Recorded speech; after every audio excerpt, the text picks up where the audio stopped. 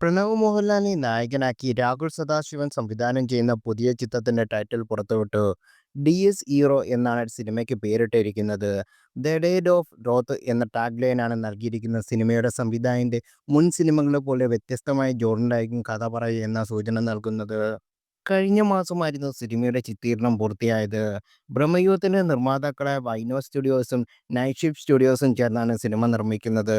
ഷഹാദ് ജലീൽ ഛായാഗ്രഹണവും നിർവഹിക്കുന്ന ചിത്രത്തിന്റെ എഡിറ്റിംഗ് കൈകാര്യം ചെയ്യുന്നത് ഷെഫീഖ് മുഹമ്മദ് അലിയാണ്. പ്രശസ്ത ആർട്ട് ഡയറക്ടറായ ജ്യോതിഷ് ശങ്കറാണ് സിനിമയുടെ കലാസംവിധാനം നിർവഹിക്കുന്നത്. ചിത്രത്തിന് ക്രിസ്റ്റോ സേവറാണ് സംഗീത സംവിധാനം നൽകുന്നത്. ബ്രഹ്മയുഗം, ഭൂതകാലം എന്നീ സിനിമയ്ക്ക് ശേഷം രാഹുൽ സദാശിവൻ ഒരുക്കുന്ന ചിത്രം ഏത് ജോണറിലെ ഹൊററായിരിക്കും പറയുക എന്നറിയാൻ കാത്തിരിക്കുകയാണ് പ്രേക്ഷകരും. ഫീൽ ഗുഡ് ആക്ഷൻ ജോണറിലുള്ള പ്രണവ് മോഹൻലാൽ ഇതുവരെ അഭിനയിച്ചിട്ടുള്ളത്. നടന്റെ കരിയറിലെ വ്യത്യസ്തമായ ചിത്രവും പെർഫോമൻസുമായിരിക്കും ഇതെന്ന് സൂചന. എമ്പുരാനിലാണ് പ്രണവ് മോഹൻലാൽ ഏറ്റവും ഒടുവിൽ അഭിനയിച്ചത്. സ്റ്റീഫൻ നെടുമ്പുള്ളിയുടെ ചെറുപ്പകാലമായിരുന്നു നടൻ സ്ക്രീനിലെത്തിയത്.